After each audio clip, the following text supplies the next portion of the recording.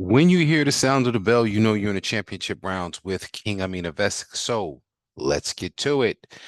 We're going to recap the biggest fight in women's boxing history. Katie Taylor versus Amanda Serrano. I've often called this the fight that no one needed, but I've definitely said that boxing needed this. I was so proud to hear all of the casual fans of all ages, persuasions, and variations that reached out to me, mentioned to me that they watched the fight, their kids watched the fight. So shout out to both competitors. I had it Serrano split decision, but I'm not complaining. And I don't even find this decision to be as egregious as the first one. I think this one, if you scored it for Taylor, I can't blame you. I believe that the cut had a lot of influence over Serrano's, style but I'm ready to move on from it. Those that are calling for make it three at 12 by threes, no. All right. Get out of here with that. Let Serrano move on to a few things. She doesn't really have much left to prove, certainly, but she does have a few options. She could always do a hometown title bout because she still has the WBO. She could pursue the IBF via Nina Meinke. They were supposed to fight. They were supposed to fight in Puerto Rico. Perhaps this could be a homecoming bout unification in Puerto Rico for both the WBO and IBF titles in a 12 by 3 bout. Um, Again, it would be the rematch of what should have happened for the IBF if Serrano didn't vacate it. So it's about that makes sense. A little bit more obvious bouts that make sense in the featherweight division. Clearly, Skye Nicolson, right? But given Serrano's style, right, coming forward flat-footed, it's a boring bout, and Nicholson wins complete shutout, respectfully. Um, Tiara Brown, that's more of a toe-to-toe, seeing, who's going to hit the hardest and who's going to be standing last. That's actually the more fun fight.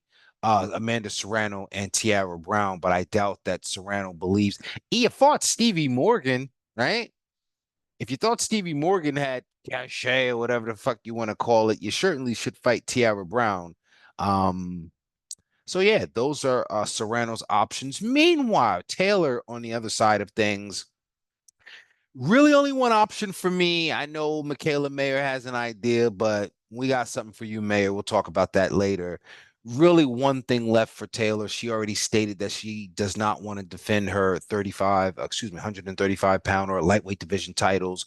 So, Chantelle Cameron, that bout has to happen for the WBC um, title, 140-pound title. It has to happen. I don't see what other bout happens, and it's the trilogy. So maybe Taylor takes some time off, and when she announces her return, it'll be against Chantelle Cameron sometime in the spring in Croke Park. I don't know, but that seems to be the option for those two competitors. Again, an amazing opportunity to. This is what really drew eyes on boxing, not the main event. It was this, all right. But also, this kind of distract from some other events that happened on that card, let alone in the weekend. Shadasia Green became a new WBO Super Middleweight Division champion in a seemingly controversial and tightly contested bout. Some people had Watpool winning this one. Others scored it for Green. Um, Green is the champion. I'll say that. And I will say that the next ranked individual in the division is Olivia Curry, who Green already defeated.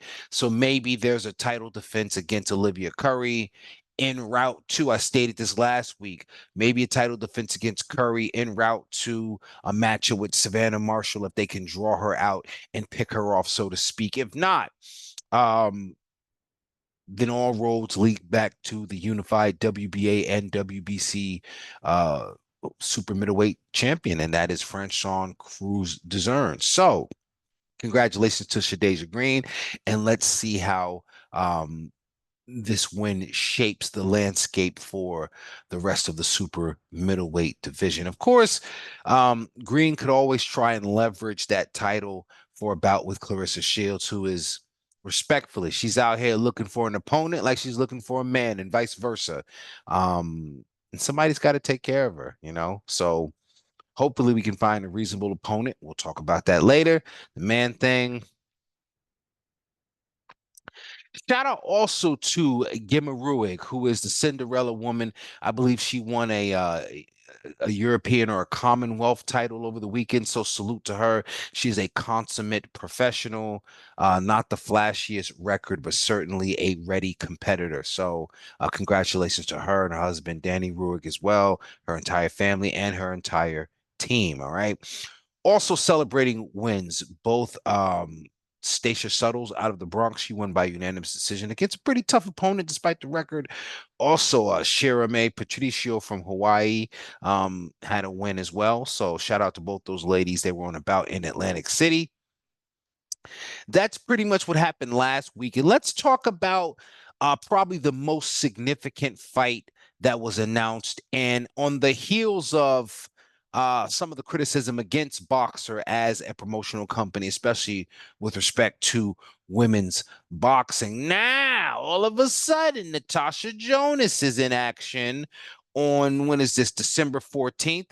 She will be in a unification bout against Ivana Habazin. Habazin is the WBC champ. And she also, I believe, has an interim WBA or something funky like that. However, great to see Jonas back in the mix. Great to see Habazin get a chance to defend her title to see if she is really in the mix. And the other champion, right? Lauren Price is featured on this card, on the very same card. And from what I'm hearing now, she's facing a undefeated fighter out of Colombia by the name of Becky Matias. Unknown, undefeated puncher. That's the best way to describe her, but not nearly on the level as Lauren Price. Seemingly, all reports indicate that this fight was made simply to put these two on a collision course. Now, quite frankly, it's the best thing Boxer could do for both of these fighters. It's the best thing Boxer could do for the division. All right.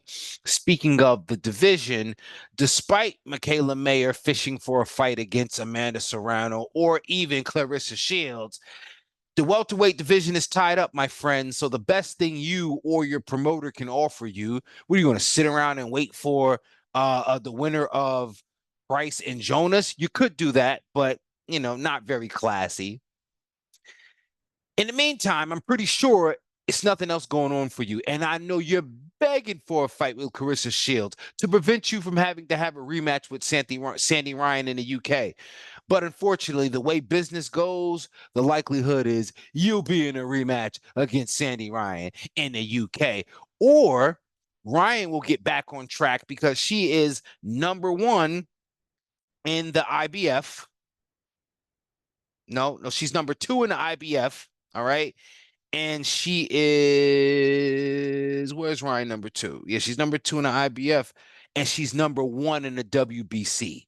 So she immediately gets, she was supposed to get Habazin, or she's going to get the winner of Jonas Habazin. But if they got prices in the mix, you see what I'm trying to say? So, Michaela, the best thing you could do, run that rematch back. All right. Now, I will say this: Michaela Mayer has already been involved in a great historical bout. Unified champion at 130, lost to Alicia Bumgarner, fought her way back to another title shot, came up short against Natasha Jonas. We see why you'd want the Jonas rematch, but they're keeping it in the UK. And respectfully, you see what they're doing? This is why you got to be smart. They're keeping the welterweight division in the UK. And even if they interject Ryan into the mix, it's still in the UK. You'll be on the outside looking in. So the smartest thing you could do, right? Make sure you get paid accordingly, because your rematch with Ryan will be in the UK. That's the place to go for women's boxing. That's the place to go to get the better revenue as far as the gate. So yeah, the welterweight division seemingly heating up after these turn of events. So we do have to wait to see how all this turns out because both Jonas and Ryan fighting on the same card in their respective bouts. This is December 14th. Then after that, if both of these women pull through successfully, they're going head to head. In the meantime, we need the rematch between Mayer and Ryan. So, moving on and out of the welterweight division, let's talk about relatively unknown, but an Olympic fighter from Australia, Kay Scott. She's a middleweight contender and 4-0, no stoppages, just a pretty solid boxer. She will be vying for a the vacant IBF middleweight title against someone that she's already beaten, actually, Desley Robinson, also from Australia. So this is a domestic showdown for a vacant IBF title. This is December 13th, and it's an opportunity for Scott in just 5 fights to become a world champion, just like Lauren Price. So that will be pretty cool. All right. Um, Now let's talk about this week's fight week because there's not much else going on in the news. I know that Shorty Sophie Eilish was, featherweight division. She's trying to make some, but I just told you, featherweight division is kind of crowded. Um, so this week, fight week, is an excellent fight. I had the pleasure of interviewing the IBO and IBF champion Fimke Hermans, and she announced this fight some time ago over the summer. So this one has been in the works, and on Friday we'll see the showdown between Hermans defending against contender O'Shea Jones, who's now based out of Philly. I believe she's even being trained by Bozy Ennis, and she's got a lot to prove as far as I'm concerned. Definitely an athletic fighter, definitely entertaining as far as personality, technique wise. Got to turn over those punches. I believe that she's fast enough to kind of stalk and try to walk down Hermans. I know she doesn't believe Hermans' footwork is capable, but you got to be careful because while you maybe intend to step, plant, and throw one of those punches, they're not turned over. They're kind of slappy. Not only does it not hurt Hermans can counter, slide, and get up out of there. She's much more elusive than perhaps Jones wants to give her credit for. And I know fighters are supposed to be confident. She said this would probably be the easiest title fight ever. Great show of confidence, but you'll have to show that in the ring. And I can't wait to see this fight go down. It'll be on Friday, the 22nd in Atlanta on OTX and DAZN. And I can't wait to see it. Again, very excited for this one. The long-awaited return of Hermans and an opportunity for Jones to show that she's on that level. Plus, again, Miss Shields, I cannot help you with the man. However, if Miss Jones wins this fight, well, now you got a new challenge, a new reason to come back to 54.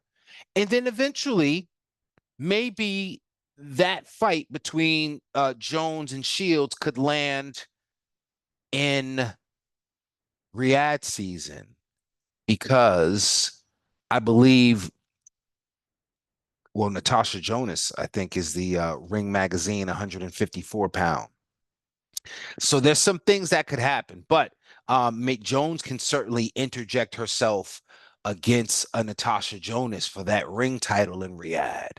And then maybe Clarissa goes after the ring champion at 54, since it's a division that she seems to be targeting. But nonetheless, this weekend belongs to Hermans and Jones.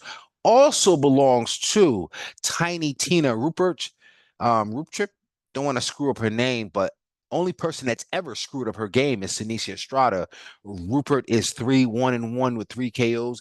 Atom weight, that's 122 pounds. And she is the WBC champion defending against a Japanese fighter, Iri Matsudo. She ain't fought nobody that you know.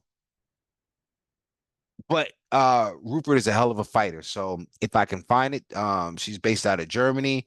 I'm gonna watch it, and you should too. Last but not least, as far as I know, bouts of significance to be featured this weekend. Brooke Mighty Sobrian out of, where's she from? Coachella, California. She's fighting this weekend. And Rosarito, um, yeah, developmental. So she's just moving along, and this will be a pretty good showcase for her, probably on the undercard of a Marv Nation or something. I'm not sure what promoter she's down with, but get down with the movement because she's got some things moving. And speaking of moving, we've moved to the end of this week's episode.